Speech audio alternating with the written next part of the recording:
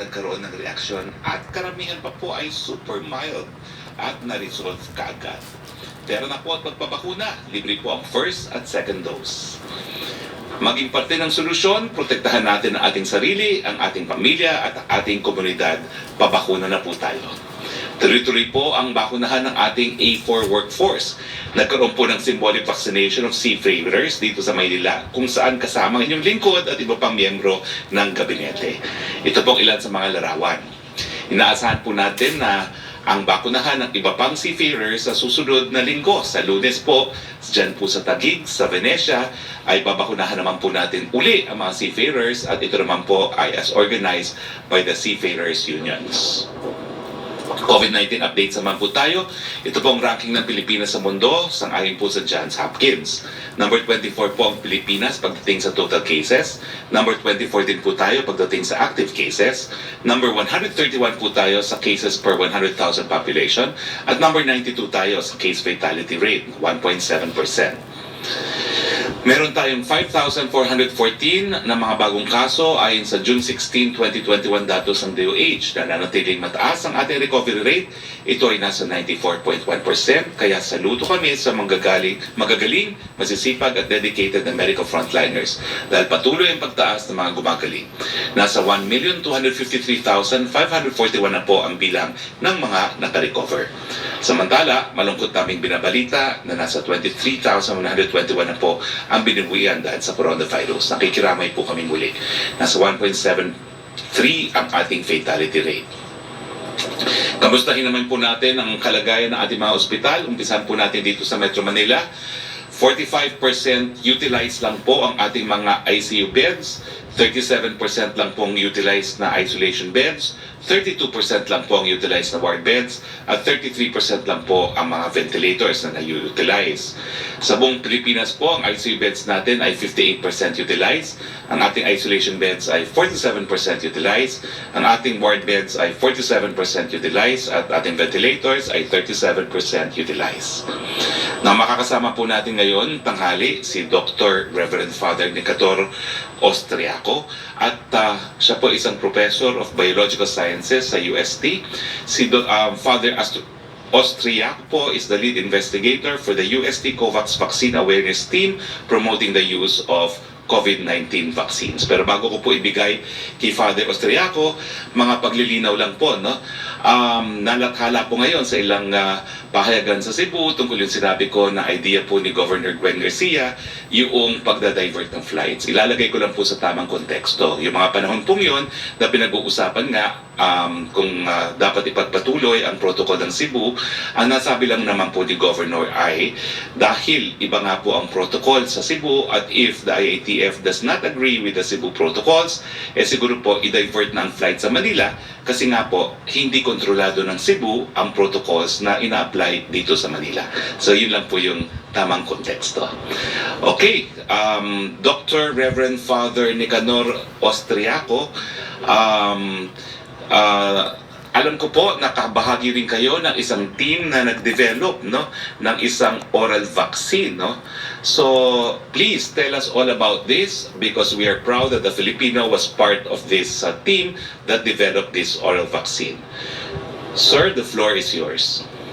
So thank you so much, Secretary Harry, for the invitation to speak today. I would like to focus, I've shared my screen, so there are two things I would like to focus in on today. First of all, just a comment. I would like to comment on understanding the current pandemic in the country so that we will understand what is actually happening here. And then I would like to reinforce the NCR+8 exit strategy from the COVID-19 pandemic. So if you want to understand the pandemic in the Philippines, this is the good place to begin. This is the pandemic curve for our country. You can see that the vertical axis is the number of cases and the horizontal axis is the date. And you can see here, this is the first large surge in July and August. And of course, you see here the second peak, which happened just a few months ago. Now notice that in the first surge, you had two peaks, a larger peak for the NCR and a second peak for the provinces, and you are seeing that again today. So when a lot of people ask me what is happening in Bicol today, what is happening in Zamboanga, I look at this particular picture because what is happening is that the variants are spreading around the country like ink in a glass of water. So the variants always enter the country in the NCR and then they spread. So if there's an ECQ in the NCR plus bubble, the variants cannot spread, and when the ECQ is lifted, they begin to spread around the provinces. So this is what you see here. 3 times this has happened. The Wuhan variant last year, the provinces followed the NCR. The B1 variant, the provinces followed the NCR. And again, what you're seeing is now this time, the UK and Indian variant are following the NCR. So what is this? What is our challenge? We must protect the Filipino people from new variants of COVID-19, especially the Indian variant. Because the Indian variant is 50% more transmissible than the current variant we have today, the UK variant. And this is why I would like to support the science for enforcing a strict 10-day hotel quarantine for international travelers in the NCR and Cebu.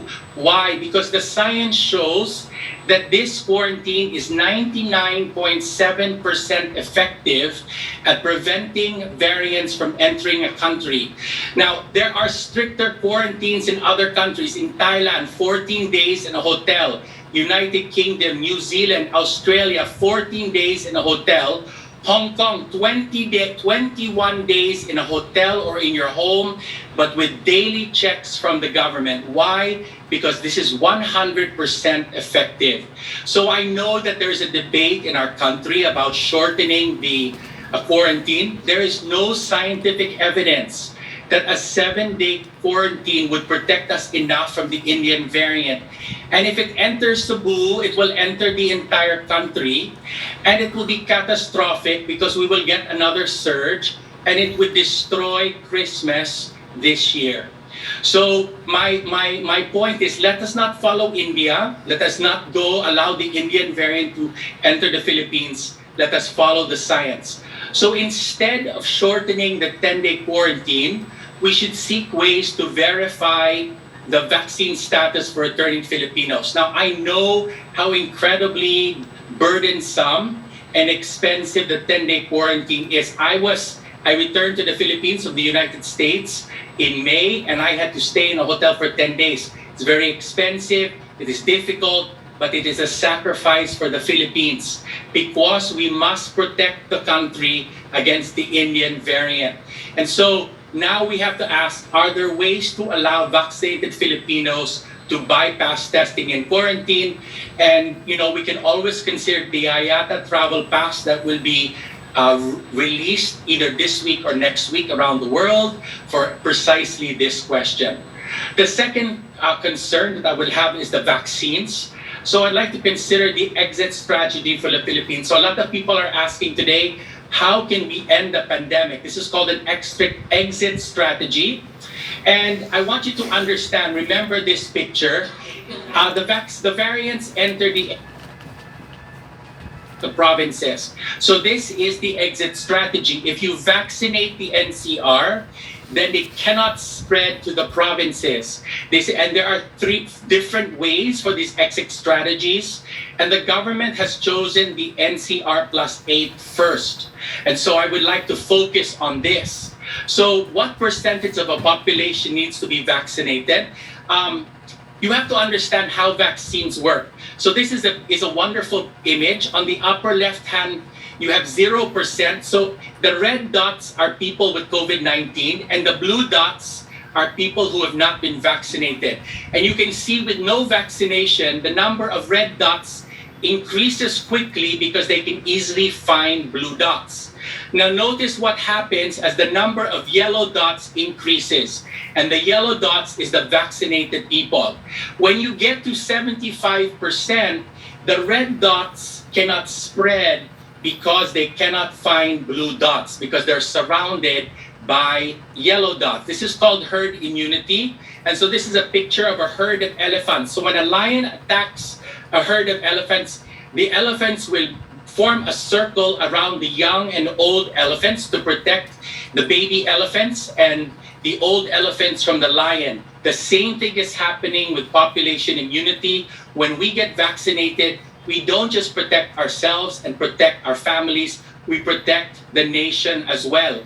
So what is our target? There are two levels of targets. One is called containment, 40% to 50%, and the attack rate will drop below 1 in 100,000. And herd immunity against COVID-19, 70 to 80%, the attack rate, which is the number of cases per day, relative to the population, will be near zero.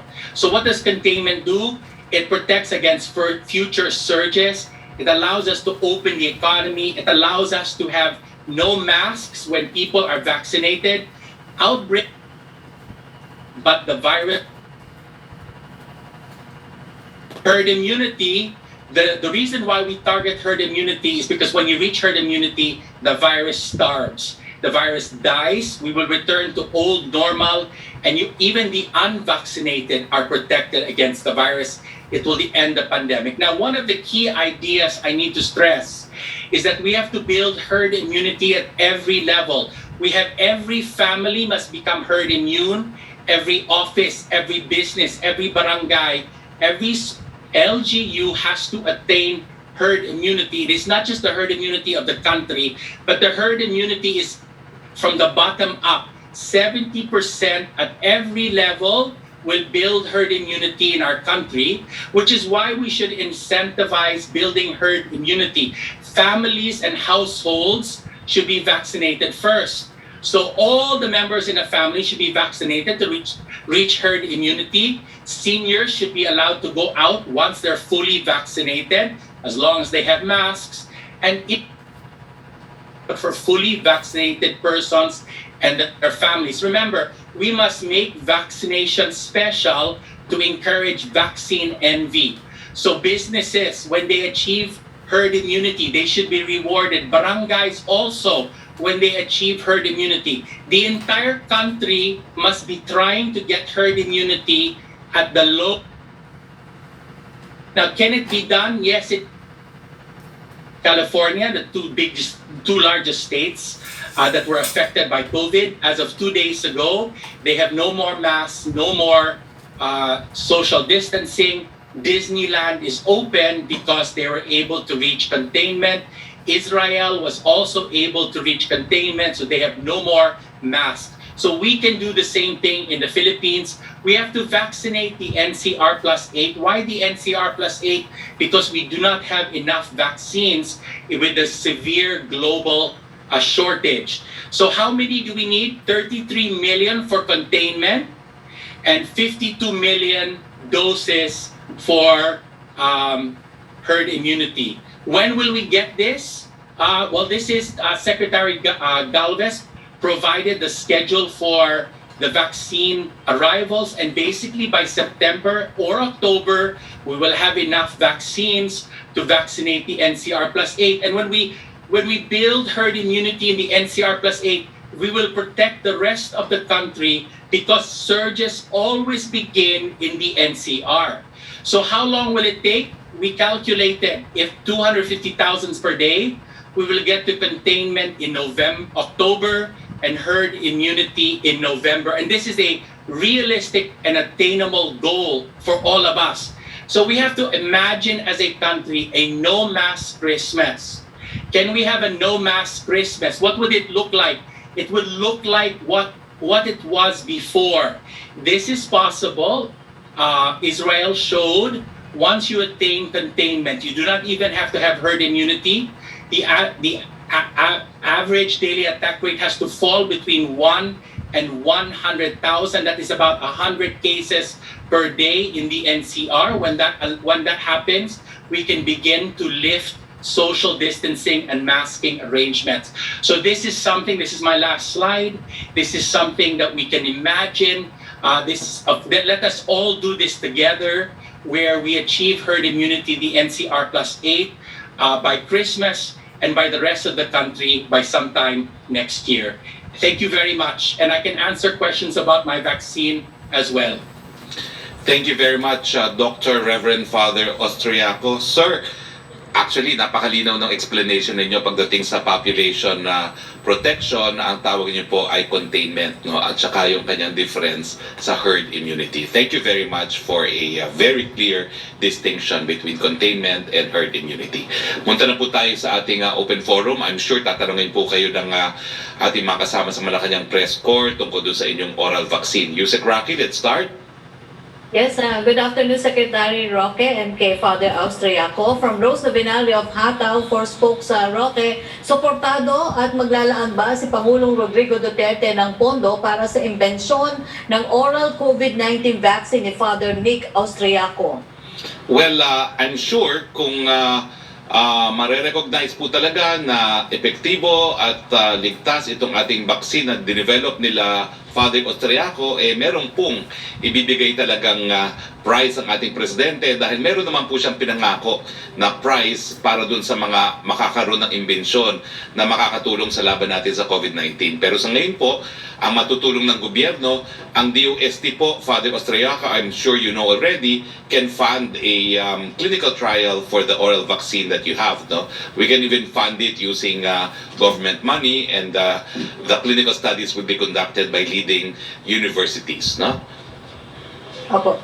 Second question po niya ako para kay Father Austriaco, batay daw po sa mga naunang pahayag ninyo, aabot lamang sa 35 pesos ang halaga ng iyong yeast-based oral. Nawala ang audio mo. Thank you. Thank you for that question. Go ahead, please. First of all, I would like to thank Secretary Roque for his support. We have built the vaccine delivery system. I built it with my students in the United States.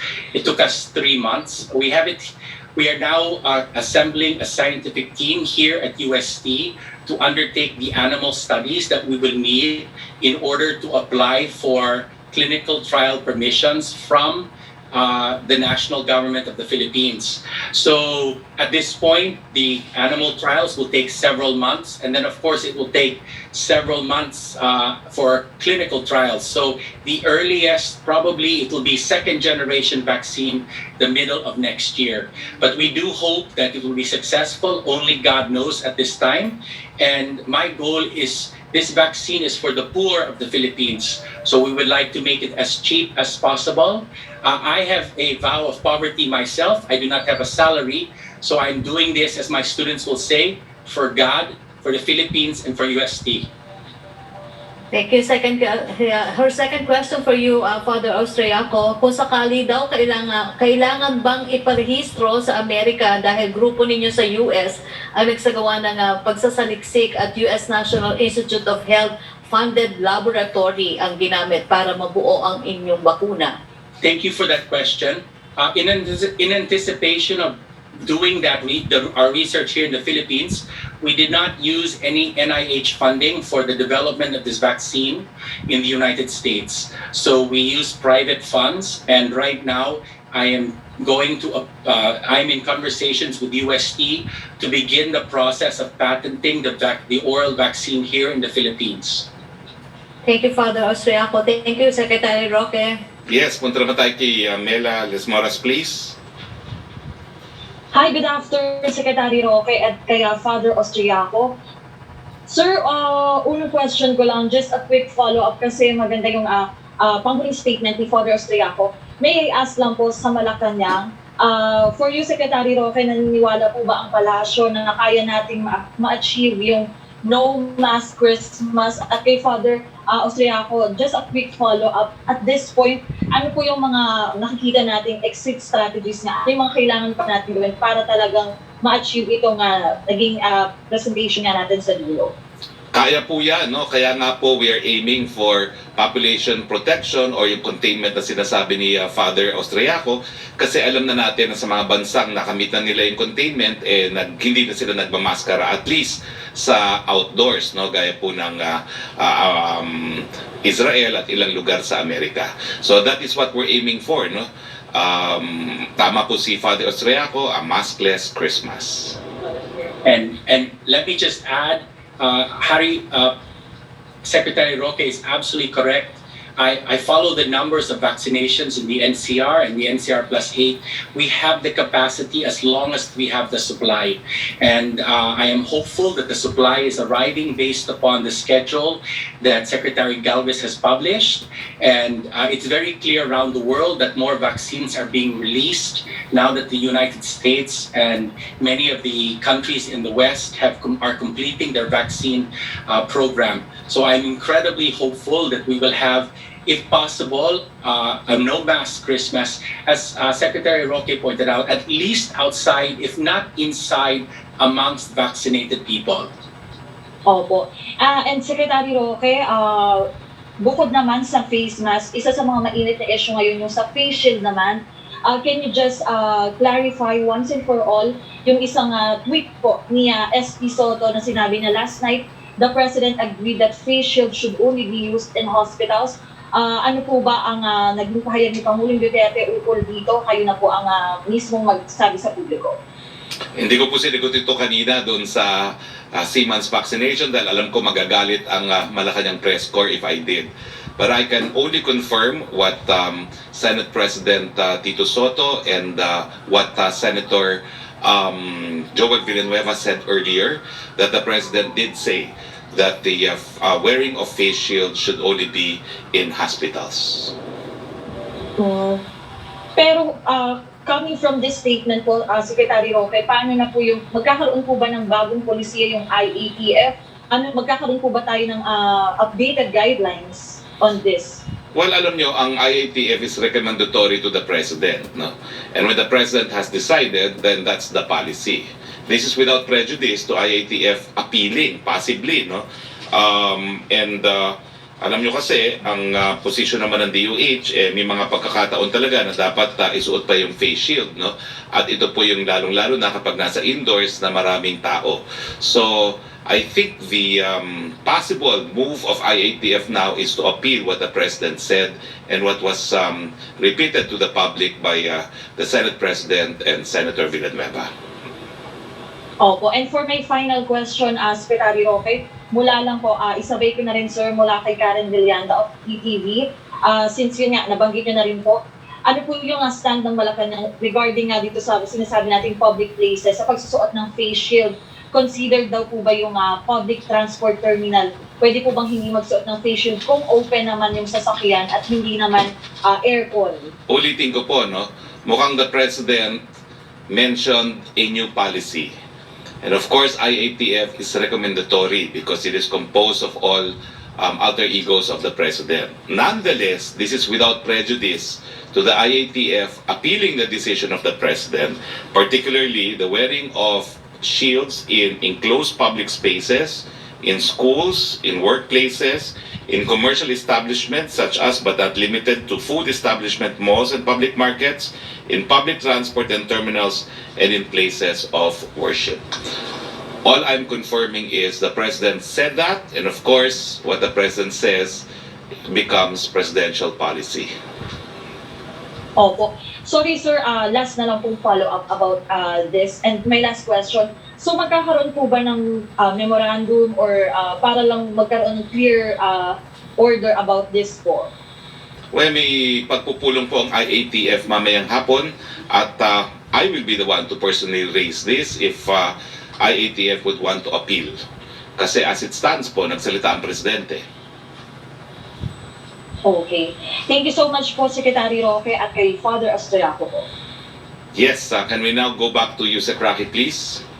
Yes, thank you, Secretary Roque. From Red Mendoza ng Manila Times, for Secretary Roque, reaction sa trial results ng Novavax having a 90.4% efficacy sa isang malaking trial sa US. Makakatulong ba ito kung sakali mag-apply ng EUA ang kumpanya?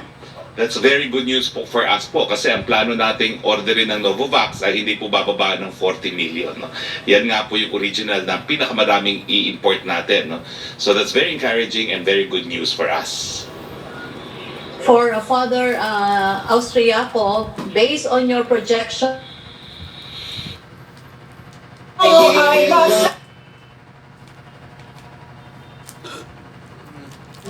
level it's reached before the surge. as Secretary Roque, thank you for that question, Red Mendoza. As Secretary Roque pointed out with the data from the DOH at the beginning of the hour, all the critical thresholds suggest that the NCR has entered a period of lower risk than we were 2 months ago during the surge. And so let us work hard to maintain this level of the pandemic and even try to make it lower. A second question for you, Father Austriaco. With the current surges happening in other parts of the country, do you think it's feasible for the government to reprioritize its vaccine allocations, or should we stick to the current NCR plus 8 focus as suggested? So the allocation policy, of course, is the government's responsibility. However, it is clear from the science that vaccines are not used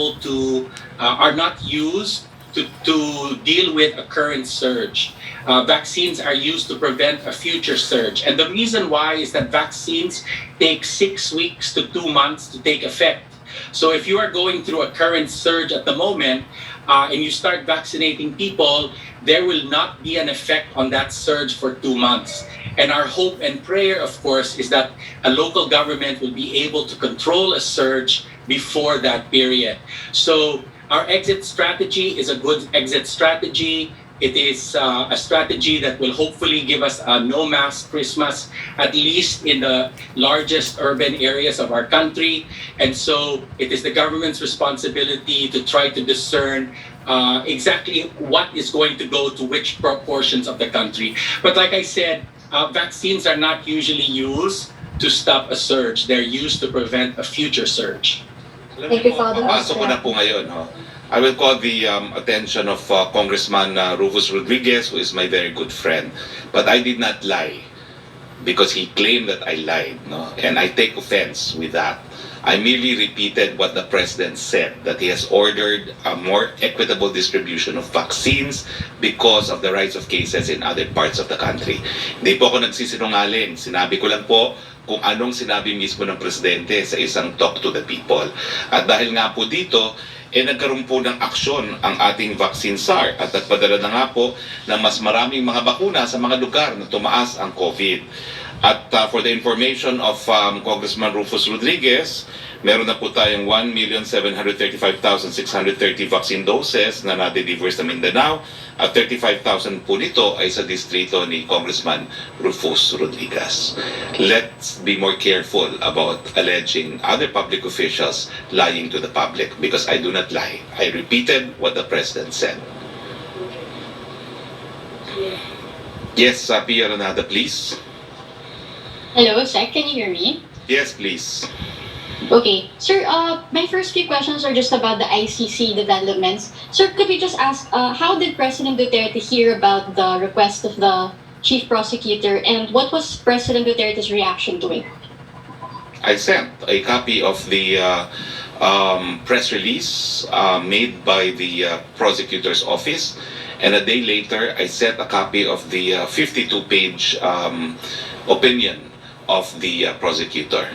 And immediately his reaction was, ba't ganito ito? Bakit puro Rappler, ABS-CBN at ang sinasite ng prosecutor? No? Kaya nga po, after we saw the 52-page decision, knowing that they were citing Rappler and ABS-CBN and Inquirer, medyo napayapa na po kami because in law, all these newspaper accounts are mere hearsay.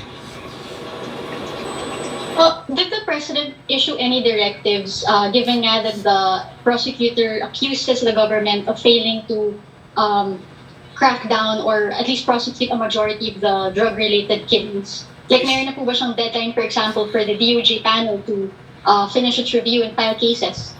You know, he shrugged off the opinion after checking the sources, media sources. Kasi all lawyers know that will not stand in court. And since you need the judicial authorization to proceed to an investigation, lawyers know that you cannot start any proceedings on the basis of hearsay evidence, no? So we're confident. Even if magpatuloy pa yan sa investigasyon, ang sinasabi ko nga, kung puro galing naman sa media ang gagamiting sources at galing sa mga makaliwang grupo, hindi po yan tatayo kasi meron din pong stage sa ICC na tinatawag confirmation of charges. Isa po yan sa pagkakaiba ng ICC sa domestic courts. Bago po isa pa sa korte yan, kinakailangan i-confirm din ng pre-trial chamber. No? Pero kung gano'n lang pong ebidensya, talagang yung aking emotional outburst in my PNP press briefing was uncalled for, no? But at the time I had that press briefing, hindi ko pa po nakikita yung 52-page opinion. So it's no big deal, and we will allow and let the DOJ do its job because that is really the obligation of the Philippine state to investigate, prosecute, and punish if need be.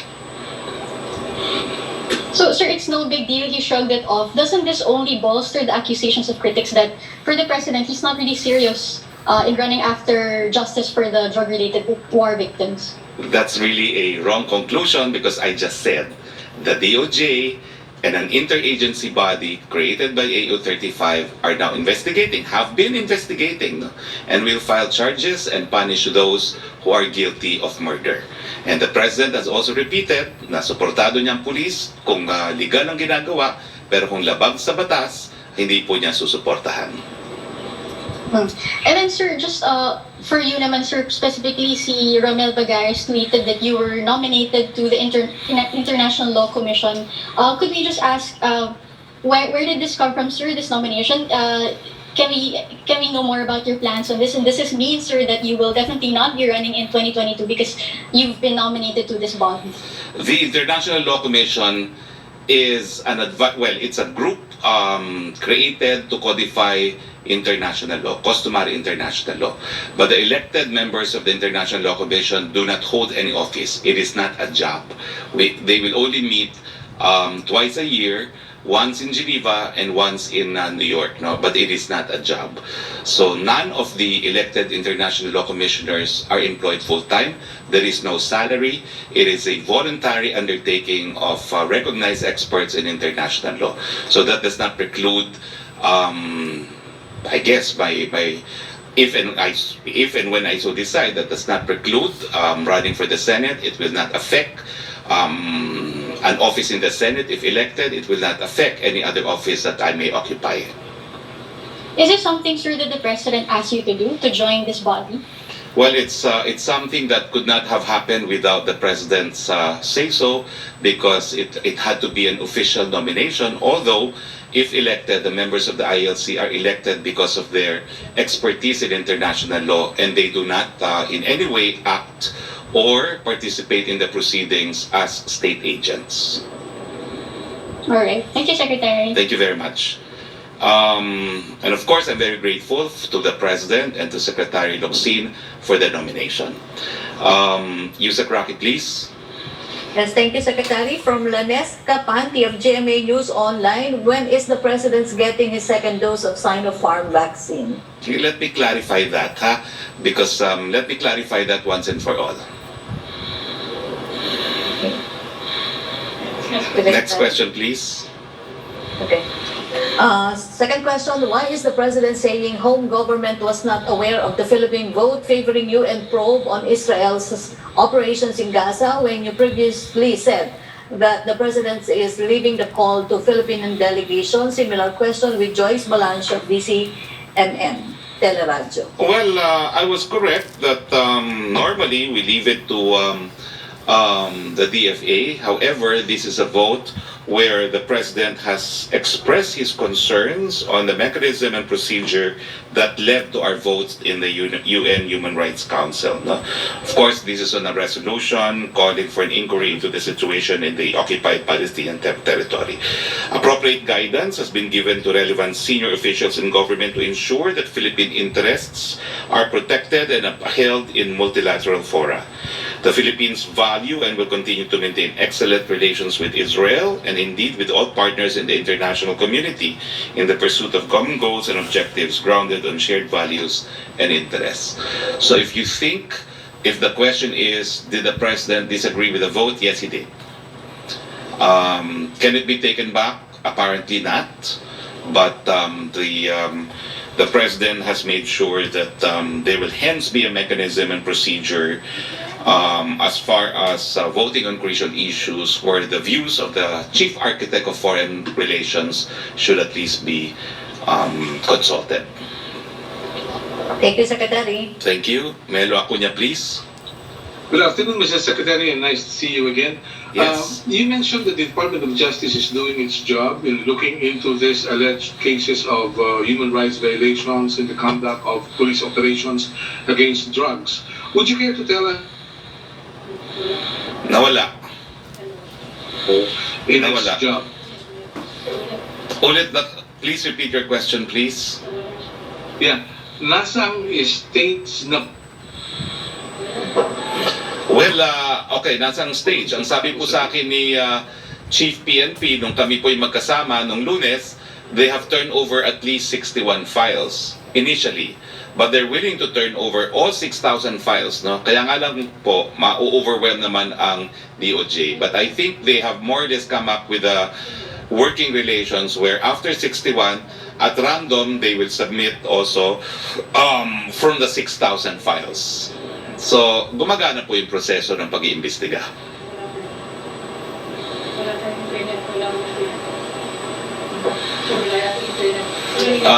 Nawala ang ating Melo Acuña.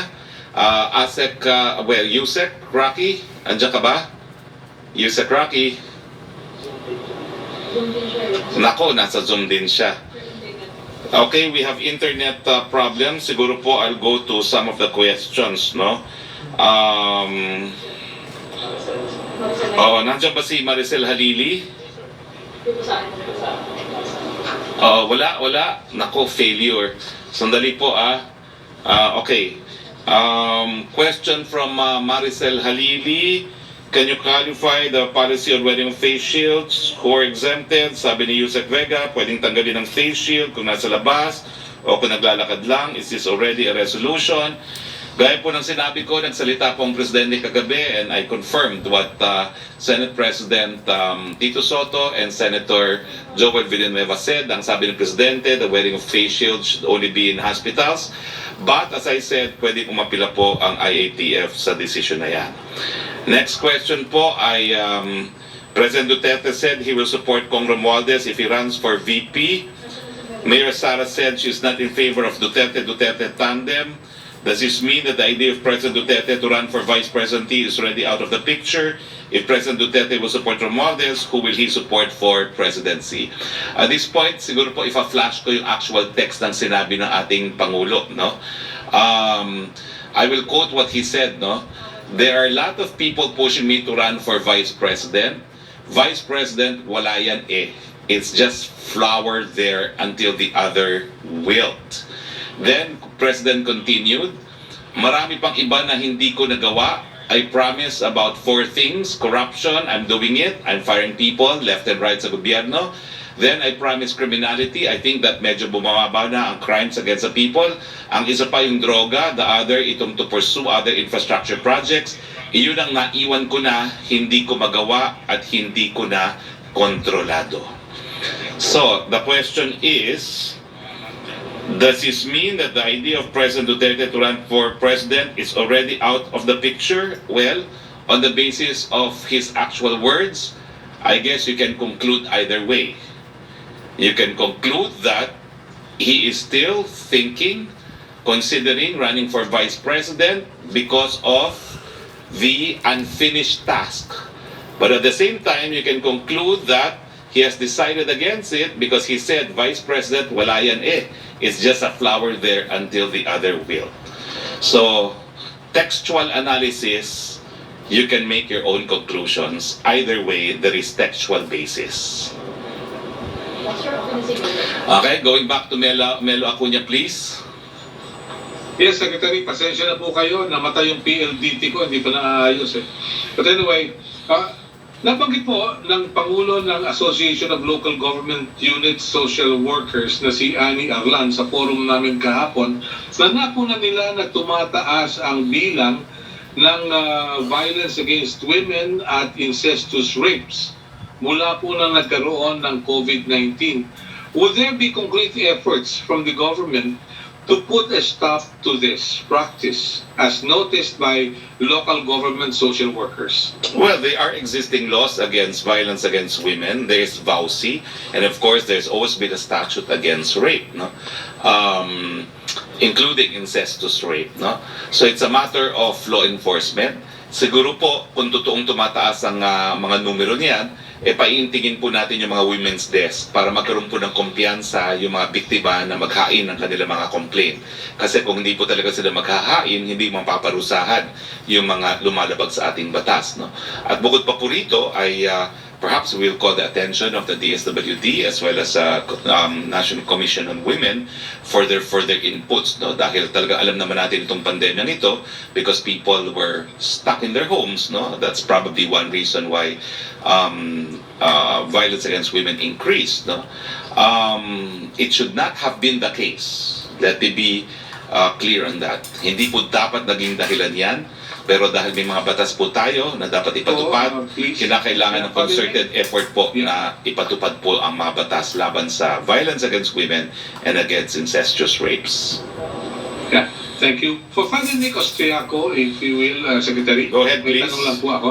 Yeah, Father Nick, welcome back to the Philippines. Ang tanong ko sa inyo ano bang problema ang nakikita ninyo sa pag-develop ninyo ng oral vaccine? What are the headwinds you're facing at the moment to do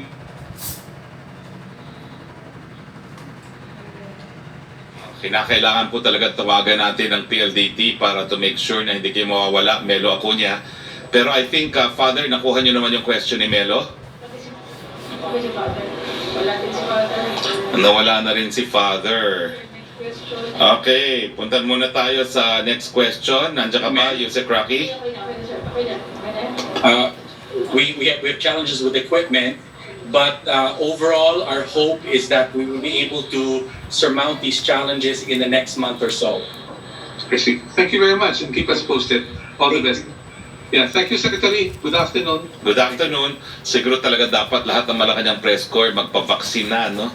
Nang tayo hindi na napuputol sa ating online press briefing. Back to you, Sec. Roque, please. Yes, thank you, Secretary Roque. From Maricel Halili of TV5, can you clarify the policy on wearing of face shields who are Natanong ko na po exempted? yan. Sabi daw po ni Yusek Vega, pwedeng tanggalin ng face shield kung nasa labas or kung naglalakad lang. Is this already a resolution? Pero basahin ko na lang din.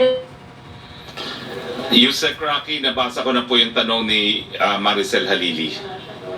And came out with a new policy on not wearing face shield. Is it now executory or hihintayin pa ang appeal ng IATF and final decision of the President bago ma-implement?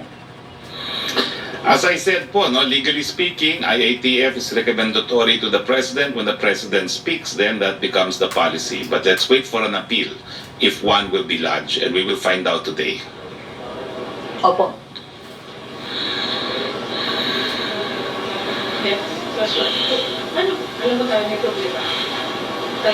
Okay, talaga nagkakaproblema po tayo sa ating internet connection. I appeal to all our internet partners. This is the Presidential Press Briefing. And siguro naman, alam nyo na po na this is important for the nation, no? Okay?